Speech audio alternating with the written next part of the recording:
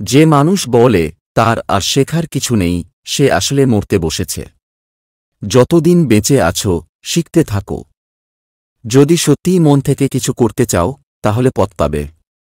আর যদি না চাও, তাহলে অজুহাত পাবে। মনের শক্তি সূর্যের কিরণের মতো। যখন এটি এক জায়গায় কেন্দ্রীভূত হয়, তখনই এটি চকচক করে ওঠে। কখনো বড় পরিকল্পনার হিসাব করবেন না, ধীরে ধীরে আগে শুরু করুন। আপনার ভূমি নির্মাণ করুন, তারপর ধীরে ধীরে এটিকে প্রসার করুন। একটি সময়ে একটিই কাজ করো, এবং সেটা করার সময় নিজের সবকিছু তার মধ্যে ব্যয় করে দাও। মনের মতো কাজ পেলে অতি মূর্খও করতে পারে। যে সকল কাজকেই মনের মতো করে নিতে পারে, সেই বুদ্ধিমান। কোনো কাজই ছোট নয়। জেগে ওঠো, সচেতন হও এবং লক্ষ্যে না পৌঁছানো পর্যন্ত থেমো না। তুমি যদি সঠিক হও, তাহলে তা প্রমাণ করার চেষ্টা করো না।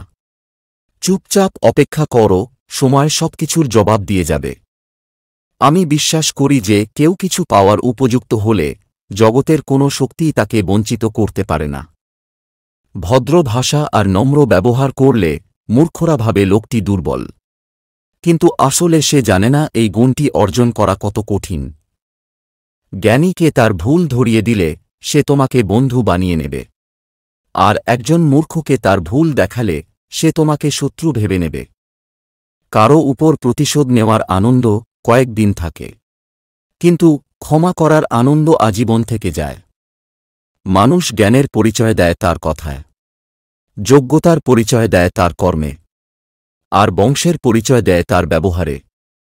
উঁচুতে উঠতে হলে তোমার ভেতরের অহংকারকে বাহিরে টেনে বের করে আনো এবং হালকা হও, কারণ তারাই ওপরে উঠতে পারে যারা হালকা হয়। ভগবানে বিশ্বাস রাখো।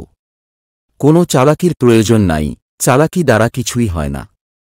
ভগবান যদিও সর্বত্র আছে বটে, কিন্তু তাঁকে আমরা জানতে পারি কেবল মানব চরিত্রের মধ্য দিয়ে। জগতে মায়ের স্থান সকলের উপরে, কারণ মাতৃভাবেই সবচেয়ে বেশি নিঃস্বার্থপরতা শিক্ষা ও প্রয়োগ করা হয়। Thanks for watching.